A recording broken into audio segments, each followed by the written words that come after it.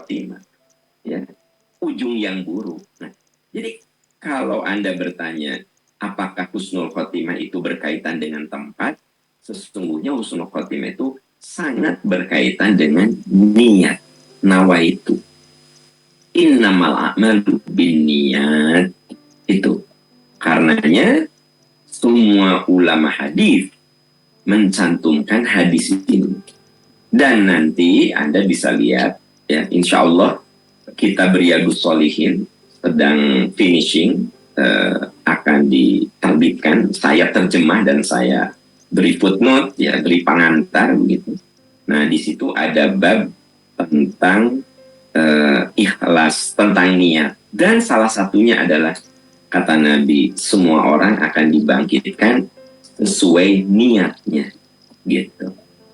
Oleh sebab itu, sahabat, kalau Anda mau nonton bola, ya kan gitu, mau yang bersifat hiburan, sebenarnya kudu ditanya, saya ini kesini ngapain gitu. Bisi kejadian, tiba-tiba di situ ada suatu musibah. Nah, supaya kalau kita mati, ya dibangkitkan itu sesuai dengan niat kita. Niatnya benar, ya. Nah, ya, saya sudah bahas kan kemarin bahwa suatu itu disebut musibah bila ada keteledoran. Ma'asoba kum min musibatin fabima kasabat aidikum. Apapun yang menimpa dirimu, kesulitan apapun yang menimpa dirimu, itu musibah karena keteledoran kamu. Kita bawa mobil ugal-ugalan, celaka, itu musibah karena ada keteledoran kita. Terjadi banjir di mana-mana karena kita buang sampah seenaknya, itu musibah. Terjadi longsor, banjir karena hutannya dibabat habis, itu musibah. Jadi musibah itu apa? Ma'asobakum wa ma'asobakum min musibatin fabima kasabat aidikum. Apapun yang menimpa dirimu yang tidak menyenangkan, karena itu keteledoranmu, itu namanya musibah, ya. Nah, beda lagi dengan ujian. Kalau ujian itu boleh jadi tidak ada keteledoran kita. Kita udah didik anak dengan sungguh-sungguh. Dari mulai kecil sudah dibiasakan dengan kebaikan, tapi udah gede tidak soleh. Itu ujian, ya. Innama amwalukum wa auladukum fitnah. Anakmu itu bisa jadi ujian. Ujian itu bagaimana? Kita sudah berjuang mendidiknya, tetapi tetap tidak soleh. Itu namanya ujian. Nah, suami Anda itu ujian apa musibah? Nah, ya, kalau sebelum nikah udah tahu, ya, calon suami Anda nggak pernah sholat, suka judi, suka mabuk, narkoba, Anda kekeh, ngotot, nikah sama dia. Sekarang Anda menderita. Nah, itu musibah. Karena keteledoran kita udah tahu calon suami kayak gitu. Dijadikan suami. Nah, itu namanya musibah. Tapi kalau Anda cari suami itu di tempat yang baik, lalu Anda lihat tabiatnya itu baik, dari keluarga yang baik-baik, ya, lalu Anda menikah, ternyata setelah menikah, suami ibu itu seorang yang buruk, kasar, sering KDRT. Nah, itu ujian. Karena tidak ada keteledoran kita, itu ujian. Jadi dalam hidup, kalau kita ditimpa sesuatu, tanya, ini musibah apa ujian? Kalau kita sudah berikhtiar yang baik-baik, tapi kenanya buruk, itu ujian. Ya, kalau yang menimpa diri kita itu karena keteledoran kita, nah itu namanya musibah. Kalau yang menimpa diri kita itu karena dosa dan maksiat, itu azab. Walakin kadzabu fa'akhadnahum bima kanu yaksibun. Orang kena penderitaan, ya, di mana-mana dia nggak diterima, dikucilkan karena memang dia penipu, ya. Memang dia itu suka berkhianat, nah itu namanya azab. Kenapa? Dia dikucilkan, dia dihinakan, dia nggak dipercaya orang, dia dipecat dari perusahaan karena berdusta, karena memanipulasi, karena nipu. Nah, itu azab. Karena apa yang menimpa dirinya itu karena dosa dan maksiat. Nah, saudara-saudaraku tercinta, makanya kalau kita ditimpa sesuatu yang tidak menyenangkan tuh, yang pertama harus muhasabah. Ini teh azab, ini teh musibah, ini teh ujian. Kalau Anda pikir, oh ini musibah, ya Allah beri hamba kekuatan untuk memperbaiki diri. Oh ini teh ujian, ya Allah beri hamba kekuatan untuk bisa menyelesaikan ujian yang kau berikan. Ternyata dipikir-pikir ini kayaknya azab nih. Ya Allah ampuni kesalahan-kesalahan saya. Ya Allah sekiranya yang menimpa diri saya ini adalah azab, ampuni kesalahan saya. Sekiranya yang menimpa diri saya itu ujian, beri hamba kekuatan untuk menyelesaikan. Beri hamba ketabahan, kesabaran. Ya Allah sekiranya yang menimpa saya ini musibah, beri hamba kekuatan untuk memperbaiki diri. Dan ampuni kesalahan hamba. Nah itu kalau kita ditimpa sesuatu yang tidak menyenangkan. Ya. Wallahu a'lam bissawab. Wallahu a'lam bissawab. Ya, kita beralih ke pertanyaan berikutnya.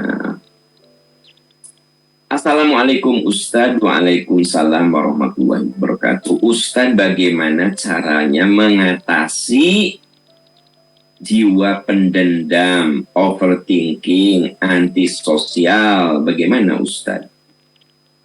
Ya, pertama, kalau udah parah ya Anda harus melibatkan profesional. Anda konsul ke psikolog, ya, ke psikiater. Kenapa? Karena itu terjadi tidak ujug-ujug. Itu terjadi bukan tiba-tiba.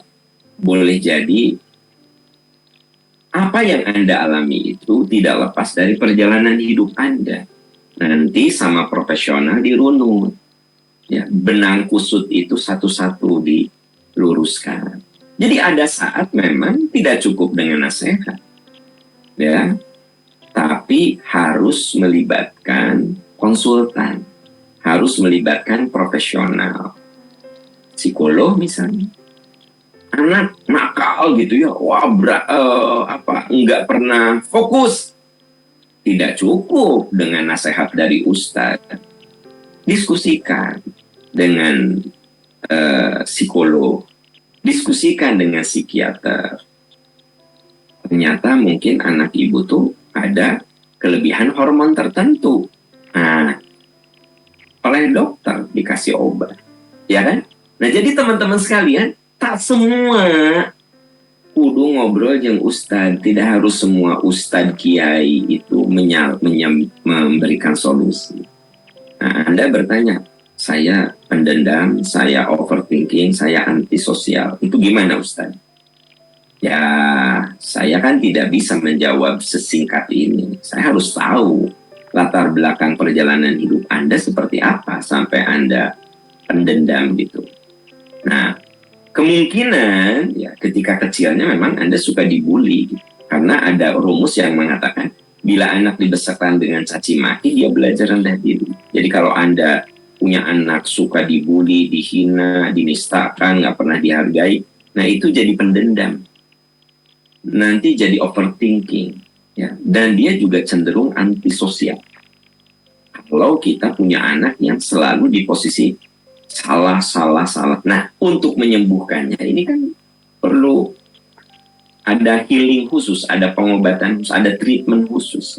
Nggak cukup dengan terima saja apa yang Allah berikan kepada kita. Iya bisa sih, tapi itu butuh waktu yang sangat panjang sekali. Ya, jadi saran saya, kalau memang parah pisan, pendendam Anda itu parah pisan, parah banget, overthinking Anda itu, ansos Anda itu parah banget, saya sarankan Anda harus konsul ke psikolog. Ya, nanti oleh psikolog dipetakan, dibaca, oh ini mah kudu ke psikiater, kudu diobatan gitu.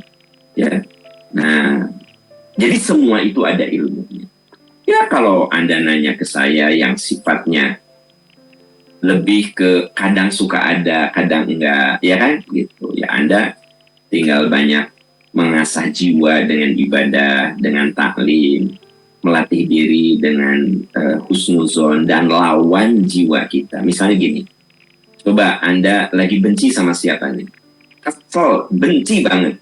So, Nanti ya habis acara ini Anda ambil handphone ya, kirim makanan yang paling dia suka. Pakai GoFood aja. Oh ternyata dia senangnya kupat tahu. Kirim kupat tahu. Bisa nggak? Nah itu yang saya bilang contohnya melawan. Ya, Anda sebel banget sama orang itu. Kasihlah makanan kesukaan dia. Terus. Nah itu namanya melatih. Karena jiwa kita ini harus ditundukkan. Teman-teman sekalian. Jiwa kita itu harus ditundukkan. Inna nafsala ammaratun bisu. Jiwa buruk itu akan senantiasa memberikan dorongan pada keburukan. Nah, bagaimana caranya? Ya, kita harus melawan, mengendalikan. Ya. Makanya di ayat lain, wa amma man khafa maqama rabbi wa nahan nafsa anil hawa. Orang yang bisa menundukkan nafsu buruknya. Jadi kita tuh kudu lawan nafsu buruk. Contoh yang tadi, Anda lagi sebel sama seseorang. Nah, Anda kirim makanan terbaik. Nah, Anda kirim oleh-oleh terbaik. Itu kan namanya melawan ya, nafsu buruk kita. Karena nafsu buruk mah harus dilawan. Anda sebel sama seseorang, coba bertemu dan senyum. Ya, senyum. Kasih ucapan yang baik. Bila perlu kasih hadiah terbaik. Bisa nggak? Lawan. Jadi ada saat memang kita ini kudu melatih jiwa. Dilatih, diasah. Anda pikir kedermawanan itu muncul begitu saja? Tidak. Dilatih. Mungkin dilatih sama ibu bapaknya dari kecil. Ayo nak berbagi. Ayo nak berbagi. Anak punya makanan ya. Kakak kasih nak. Mama minta ya. Ayah minta ya. Itu sebenarnya sedang melatih kedermawanan. Melatih berbagi gitu. Jadi kalau ada orang dermawan, bukan berarti dia dilahirkan seorang dermawan. Dia dilahirkan semuanya sama, punya jiwa pelit. Saya dan Anda itu sama, punya jiwa pelit. Manusia mah suka dengan harta. Ya, tapi kenapa harta yang Anda suka itu kok Anda beri sama orang? Menurut Anda gimana? Itu ada proses, dilatih gitu. Nah makanya kalau Anda bertanya gimana caranya melawan dendam, overthinking, antisosial, ya lawan. Siapa yang bisa melakukan itu? Anda. Jangan mengandalkan orang lain. Gitu. Siapa yang bisa melawan dendam? Kita, bukan orang lain. Ya, siapa yang bisa melawan kedengkian? Kita. Jadi sebenarnya ujungnya balik ke kita. Makanya kedewasaan seseorang itu saat dia bisa melawan sifat-sifat buruk yang ada pada dirinya. Kedewasaan seseorang itu bukan berarti dia sudah bisa menyelesaikan sekolah S3 sampai doktor. Boleh jadi jiwanya tuh lemah gitu, gampang marah, ya, overthinking, suudon gitu. Jadi pendidikan yang tinggi itu tidak berbanding lurus dengan kematangan emosi. Ada orang yang pendidikannya biasa-biasa, tapi kematangan emosinya luar biasa hebat. Nah, jadi kematangan emosi itu tidak berbanding lurus dengan pendidikan yang tinggi. Ustadz, suami saya sekolahnya doktor, Ustadz. Tapi kalau udah marah sama anak, ya Allah, kayak preman ujung berung, Ustadz. Ya Bu, saya bilang karena suami ibu sekolahnya sampai S3 sampai doktor, tapi tidak berbarengan dengan kematangan emosi. Ya saya kadang-kadang suka sedih kalau udah ngomong sama anak, aduh ya Allah, keluar kata-kata yang gak layak sama anak tuh. Kalau udah ngomong sama saya, Ustaz, kayak preman ujung berung, kayak preman Cicahem, kayak orang yang tidak berpendidikan. Ya saya bilang karena pendidikan tinggi itu tidak berbanding lurus dengan kematangan emosi, tidak berbanding lurus. Jadi gimana kematangan emosi itu diasah, dilatih, ya. Nah kita juga ke anak, ya. Ya dia sekolah, tapi kematangan emosi itu kita di rumah untuk mengajari dia disiplin, untuk mengajari dia berterima kasih, mengajari dia minta maaf, mengajari dia sopan santun, mengajari adab. Itu kan bagian dari madrasah yang ada di rumah. Ya, teman-teman sekalian. Wallahu a'lam bissawab. Wallahu a'lam bissawab. Ya, kita beralih ke pertanyaan berikut. Assalamualaikum Ustaz. Waalaikumsalam warahmatullahi wabarakatuh. Ya, maaf. Tadi udah. Ya. Ustaz, izin bertanya. Apakah kalau kita ikut memberi sumbangan pada perayaan hari besar Islam itu hukumnya haram? Mohon pencerahan. Begini Pak, ya, kalau perayaan hari besar itu lebih bersifat momentum, saya yakin lah perayaan hari besar itu ada dua. Ada yang diisi dengan ritual-ritual yang memang tidak ada contohnya dari Nabi, ya. Man amila amalan laisa alaihi amruna fahuwa raddun. Ada doa-doa, sholat-sholat, bacaan-bacaan, sholat sekian kali, sekian ratus kali, di mana itu tidak dicontohkan Nabi. Nah, tapi ada yang dimaksud dengan perayaan hari besar itu momentum. RW Tilu mengadakan tablik akbar dalam rangka Maulid Nabi, itu momentum. Kalau menurut saya itu bukan perayaan, itu momentum saja. Di kantor, ya kan? Supaya pucuk pimpinan itu dari mulai dirut, ya bahkan komisaris hadir, maka diadakan ceramah Maulid Nabi. Nah, jadi itu momentum saja. Gitu. Jadi kalau menurut hemat saya, perayaan hari besar itu tergantung bagaimana kita mengisinya. Kalau cuma momentum itu kan nggak masalah. Momentum gitu. Supaya di kantor tuh, kan kalau di kantor mah suka ada yang pengajian rutin gitu. Ada pengajian yang hari-hari besar. Kalau menurut hemat saya itu momentum ya. Ada pengajian rutin, bulanan, mingguan. Tapi ada pengajian hari raya, hari-hari besar maksud saya. Hari-hari besar. Boleh nggak? Boleh. Kalau menurut saya. Boleh nggak Anda ngasih sumbangan? Boleh. Itu niatkan sebagai sedekah untuk dakwah. Kan gitu. Kalau di RW Anda, di masjid Anda ada tabligh akbar, lalu momentumnya di Maulid Nabi gitu. Cuma ceramah aja, mengundang penceramah, tabligh akbar, ya. Lalu Anda menyumbang untuk konsumsi jamaah gitu, ya. Boleh nggak? Boleh. Kalau menurut hemat saya.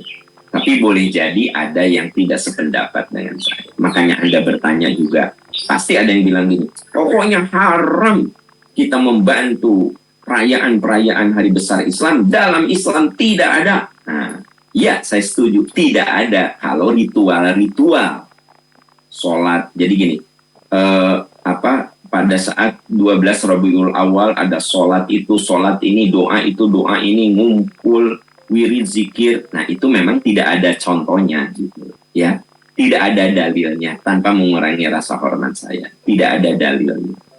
Karena kalau ada dalilnya ya pasti kita juga melaksanakannya. Tapi karena tidak ada dalil, teman-teman, kenapa saya bilang bahwa kalau itu baik, ada dalilnya kita amalkan, karena pasti akan ada keterangannya.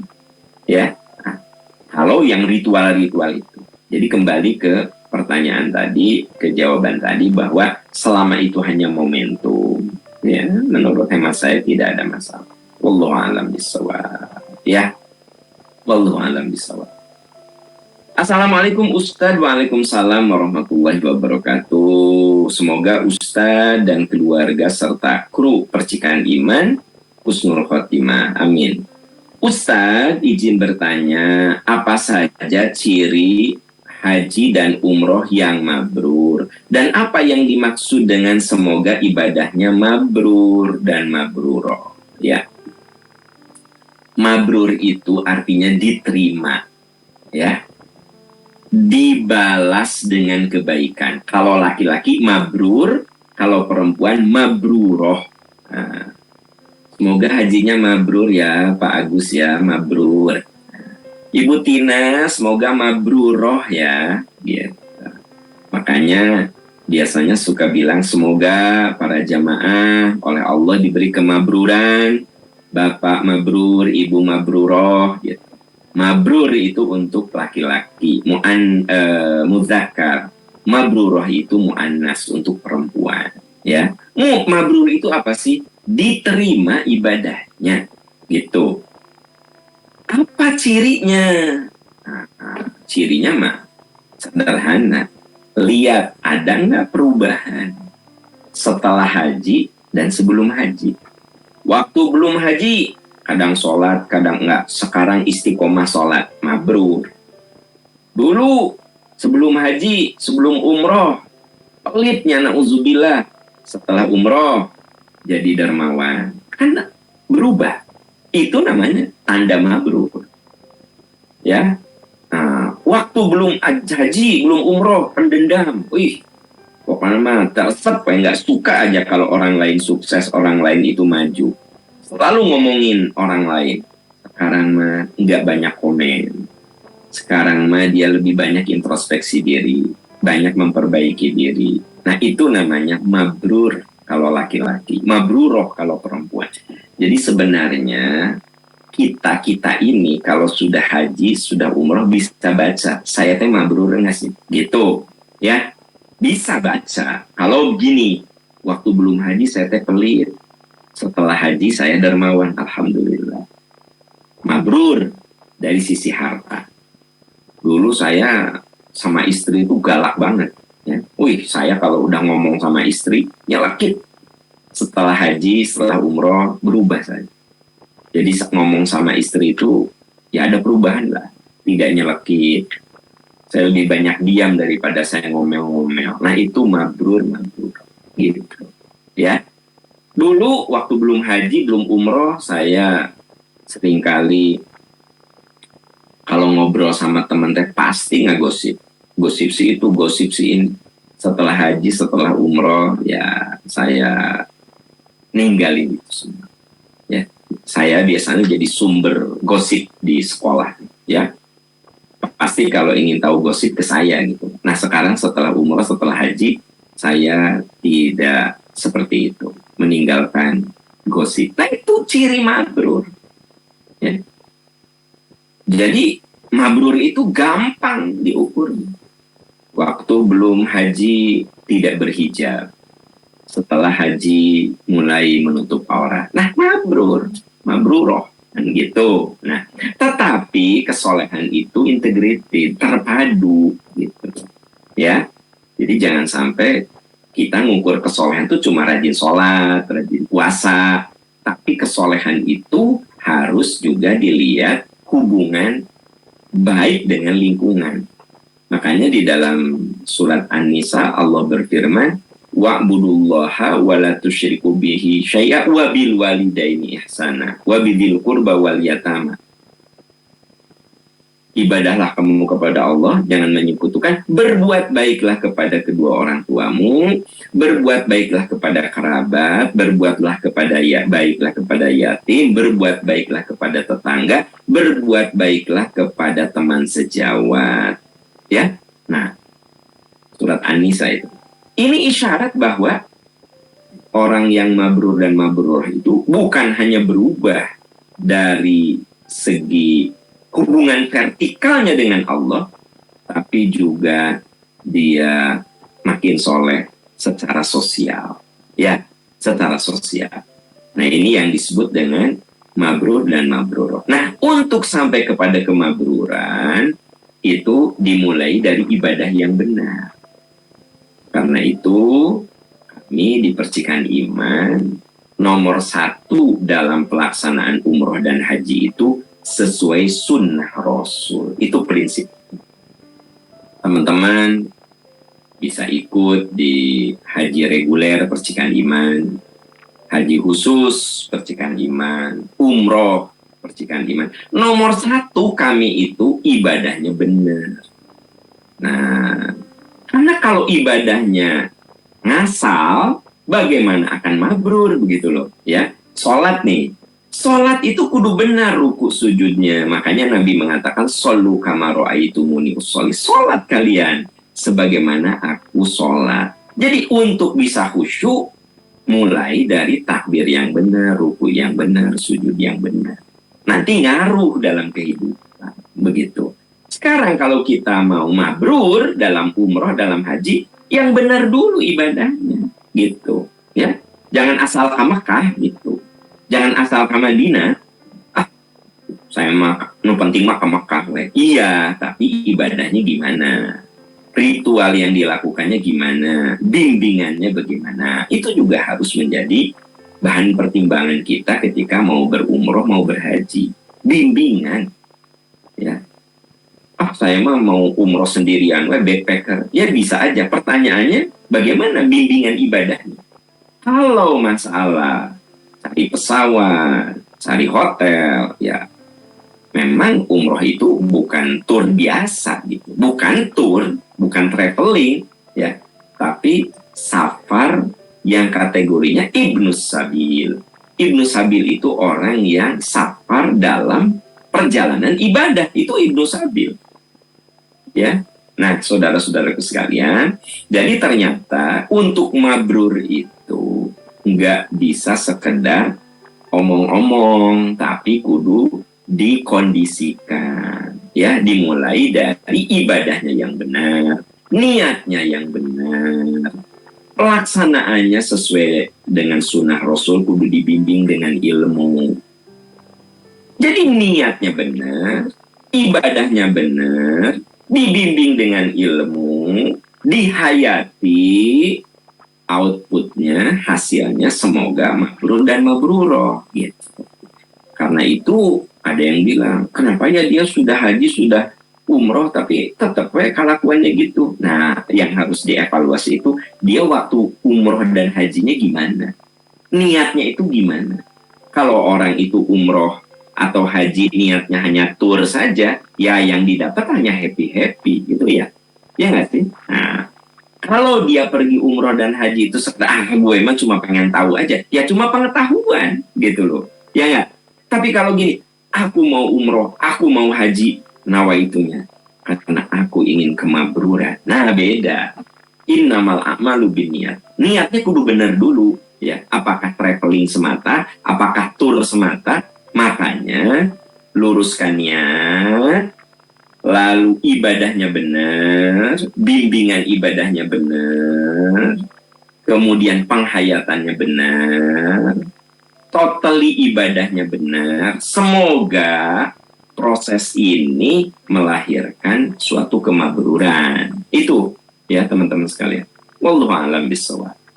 Jangan lupa ngomong-ngomong tentang umroh dan haji, hari ini ada 5 grup insya Allah yang akan manasik ya. Jangan lupa teman-teman, insya Allah nanti ketemu dengan saya di manasik.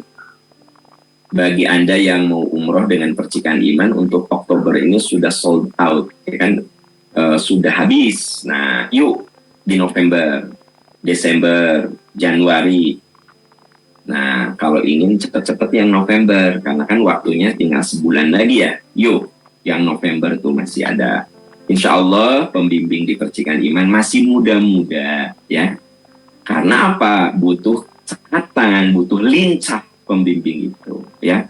Kabayang tuh kalau pembimbingnya umur 70 tahun. Ini siapa yang dibimbing? Malah yang yang dibantu ku jamaah teh pembimbing, justru pembimbing kudu meringankan jamaah. Jadi di percikan iman tuh si pembimbingnya muda-muda, yang paling tua itu saya ya. Muda rata-rata umur di bawah 40 tahun ya. Nah, tujuannya supaya kita bisa memberikan bimbingan terbaik. Teman-teman yang mau umroh di bulan November bisa datang ke Taman Citarum 9 atau bisa juga lihat di Instagramnya Percik Tours ya. Jangan lupa besok kita bertemu di Majelis Percikan Iman jam 7.30.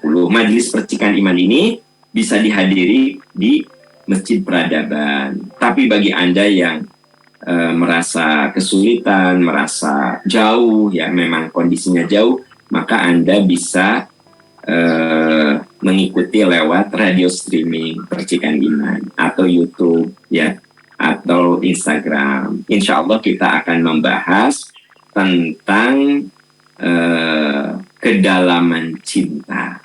Ya, kita akan menelusuri sebuah kata yang namanya cinta, karena cinta itu bisa melahirkan keindahan, tapi juga bisa melahirkan kemadorotan. Ya, kita ambil contoh kenapa sampai yang meninggal 125 orang berdesak-desakan karena cinta sepak bola, ya kan? Gitu. Nah, tapi ada juga yang meninggal saat melempar jumroh karena cinta ibadah, gitu. Ada orang yang melakukan perjalanan jauh ya, karena cinta kepada Allah untuk mencari ilmu. Ada orang yang berjuang mencari nafkah yang halal karena cinta kepada keluarga, ingin memberikan pada keluarga itu harta halal. Jadi jangan main-main dengan cinta. Cinta itu energi, tapi juga dia bisa jadi bumerang. Nah, itu yang akan kita bahas hari Ahad jam 7.30 di Majelis Percikan Iman, Masjid Peradaban Arjasari. Ya. Dan saya ucapkan jazakumullahu khairan katsira. Alhamdulillah, tiap hari pergerakan untuk wakaf air ya.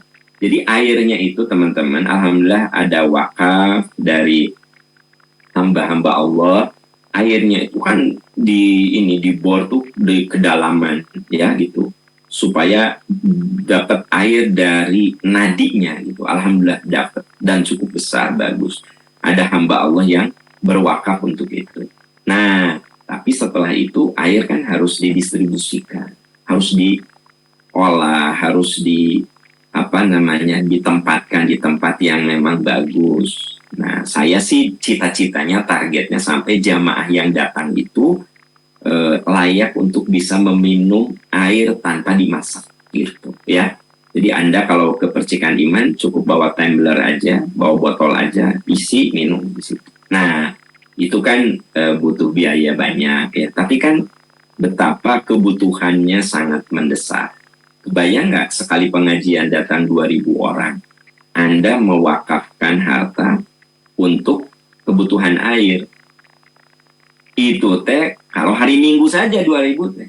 Ya, belum hari-hari yang lain. Nah, jadi memang kebutuhan air cukup mendesak. Yuk, kita sama-sama, saya aja dan kita semua bareng-bareng untuk berwakaf, khususnya tetes jariah air. Setiap tetes itu menjadi jariah. Semoga itu penghilang dahaga kita di akhirat nanti. Ya, karena kita di akhirat itu akan dahaga luar biasa. Nah, wakaf air itu membuat dahaga kita hilang. Mau berapapun, 10.000, 50.000, 100.000, sejuta, 10 juta, 100 juta, sesuaikan dengan titipan rezeki yang ada di tangan kita. Allah Maha Tahu